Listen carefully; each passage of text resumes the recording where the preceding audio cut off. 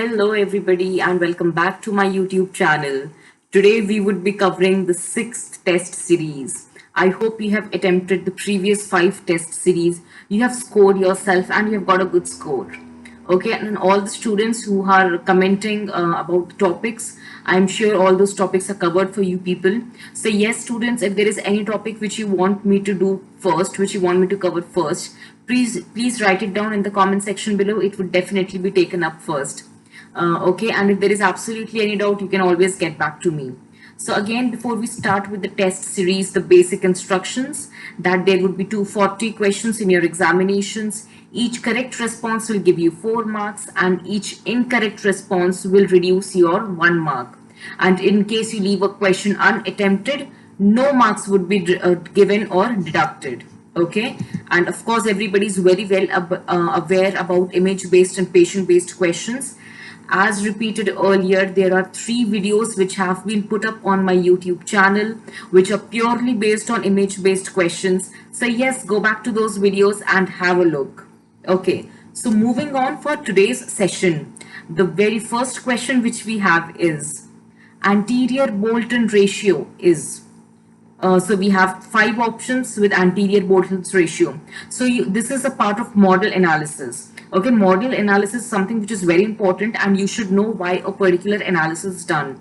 Along with that, what is important is to remember the values, because there is anterior Boltons, posterior Boltons, in general overall, I mean anterior Boltons and the complete Bolton. So yes, you should know that the anterior Bolton's ratio is 77.2%. Okay.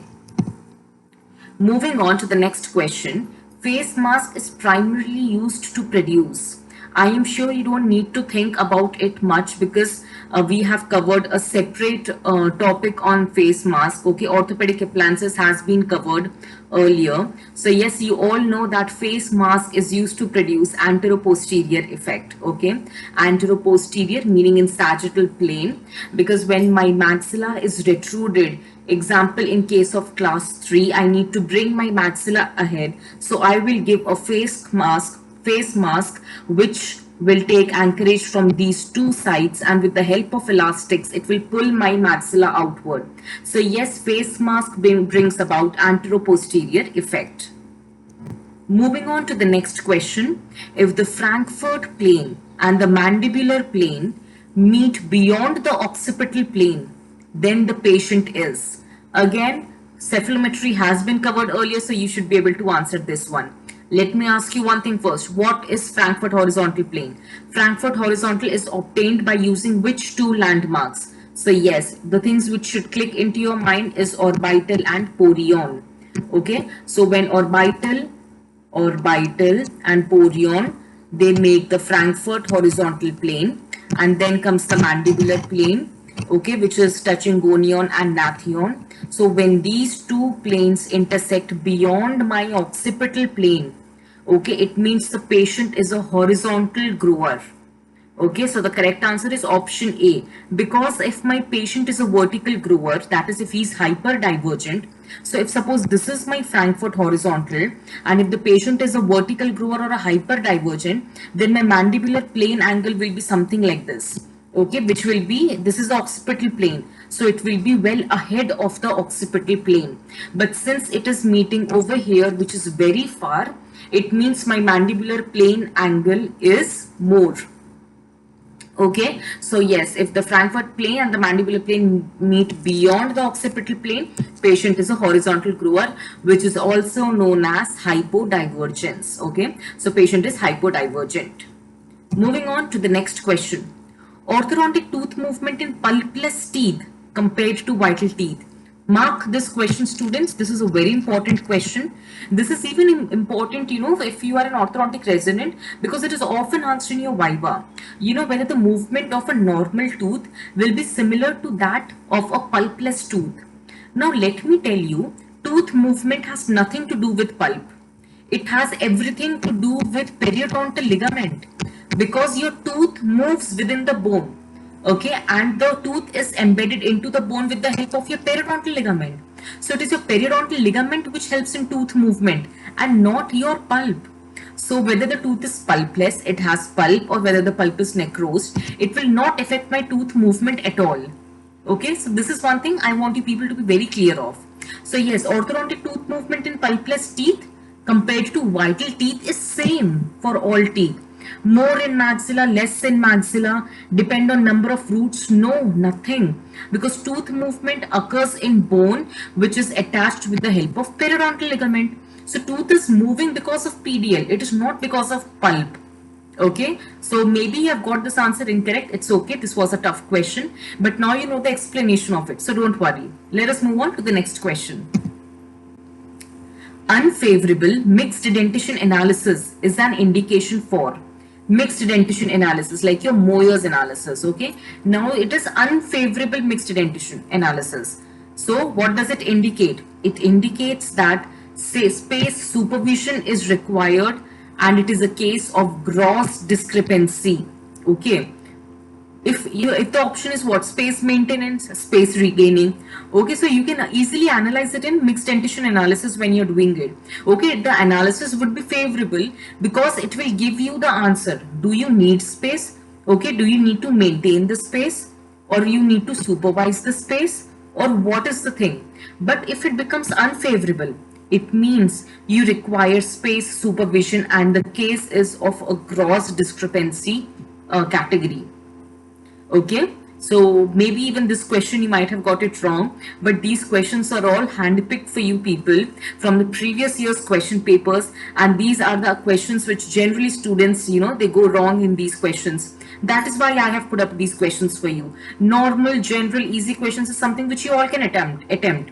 But a little tricky questions is what you need to revise. Okay, so this is one of those questions. Moving on to the next, a very simple question. Blanch test is used to identify. I'm sure you all must have done this in periodontics. It is used to identify abnormal frenal attachment.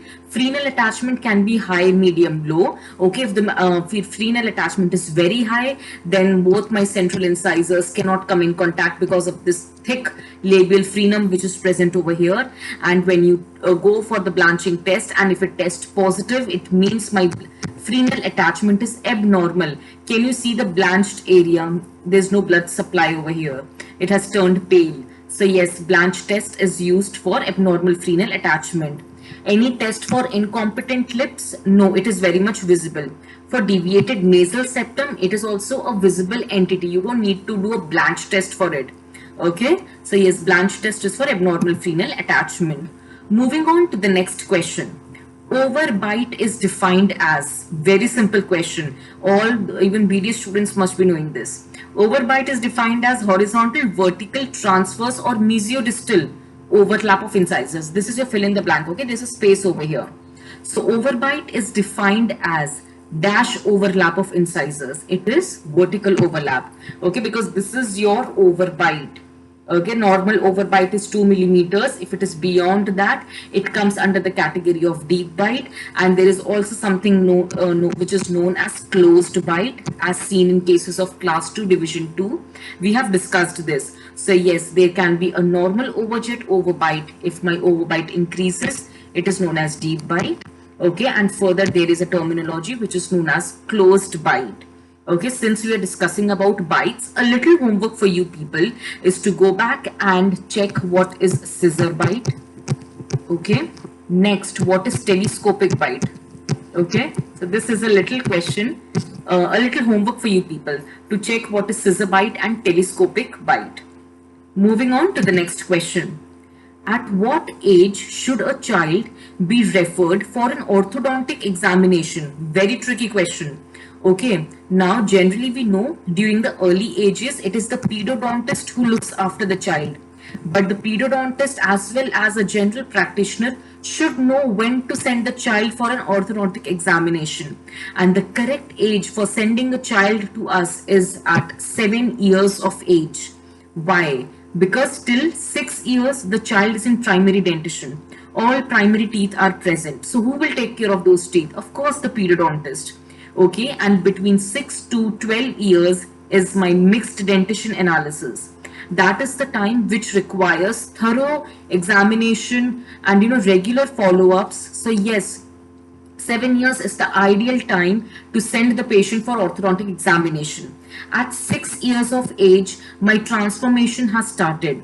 You know, my permanent teeth have started erupting. My permanent first molar will erupt. Permanent central incisors will erupt. But as the age advances, after a year, all the teeth which should be present by then are, if not present, okay, what has to be done? We will decide. So yes, the patient should be sent for an orthodontic examination so that even the periodontist know if a space maintainer has to be given or not. 3 years is too early because it is all primary, and 14 years is like really late because interceptive procedures cannot be done. If there is a malocclusion, it has established itself. Whereas at 7 years of age, interceptive orthodontic treatment can be done, preventive treatment can be given, and we need not going for a full-fledged fixed orthodontic treatment. Okay, so yes, I hope this question was clear to you people. Moving on to the next question, and before that, yes, I hope you people are sitting with a pen and paper and writing down your own options as well, because I want you people to note down all the answers and score yourself. In case you get a lesser score, don't be disappointed. Come back after 10 days and watch this video again. Okay, next question. Treatment objective for serial extraction. Serial extraction is a very important topic. I want you people to be very thorough with serial extraction. What was given by Nance, what was given by Tweeds, all the authors who have worked on serial extraction, you should know their series, okay? Etiology, diagnosis, purpose, everything about serial extraction should be clear to you people. Okay, so what is the treatment objective? It is to intercept a developing arch length discrepancy and to reduce or eliminate the need for extensive appliance therapy. Or to reduce the arch length discrepancy, it is to plan for extensive appliance therapy, or to reduce arch length deficiency, to plan for extensive appliance therapy. Now, serial extraction is an interceptive procedure which is undertaken to avoid extensive appliance therapy. We do not want to go in for extensive appliance therapy. So obviously option C and D are ruled out because they say we do serial extraction to plan for extensive appliance therapy. No, that is something which we don't want. So now with the help of elimination method, we know that we are confused between A and B. Okay, whether it is to intercept an arch length discrepancy or to reduce arch length discrepancy. Okay, so serial extraction is an interceptive procedure which is taken to eliminate the need for extensive appliance therapy. So the correct answer is option A. Okay, definitely we want to reduce the arch length discrepancy. This is just a partial objective of serial extraction. The complete objective of serial extraction is to intercept deficiency and eliminate the need for treatment. Okay, right? So moving on to the next question. Crossbites are often seen in the developing dentition in the molar region. Okay, when the dentition is developing in the mixed dentition period, coming across crossbite is a very normal thing. So what treatment should be given? Also remember one little thing, the best time to correct a crossbite is the moment you spot it. Okay, because there is a timing for each and everything, and which is the best time for treat and crossbite? The moment you spot it. Okay, now let us see the options. So the crossbite correction, the treatment is to move both the molars for correction, extract one molar, extract both the molars, or possibility of functional interference considered and shift of mandible to be taken into account. Okay, so we have spotted a crossbite when in developing dentition. The dentition is still developing, so extractions are complete. So the options of extraction is completely eliminated because the treatment of crossbite is not to extract teeth. We want to correct it. Okay, so what are the options? Either you move the molars for correction, okay, or you decide whether there is a functional interference which is occurring. If there is a functional interference, shift the mandible because maybe there is a premature contact which is leading to crossbite. Actually, it is pseudo crossbite. So yes, the correct answer is option D.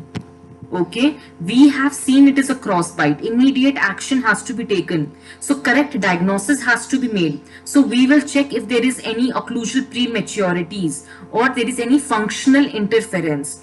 If so, that has to be considered, and mandible has to be shifted so that it grows into a proper manner. Since the dentition is developing, we do not immediately want to interfere by moving the molars also.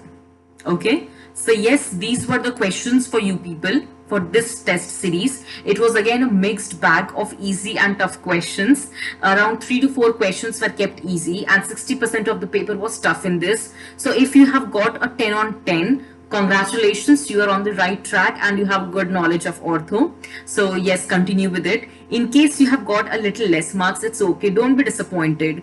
Best thing is to do revisions and to keep studying, okay, and to make a proper timetable for yourself. Okay, so go back to all my videos, check them out, listen to the videos, understand things, attempt all the MCQ questions which are there. So many test series have been put up for you people. Image based questions are there, okay, and so many topics are covered. So yes, go back to that, revise it, keep attempting, keep watching. So stay tuned. Good luck, all the very best, and thank you.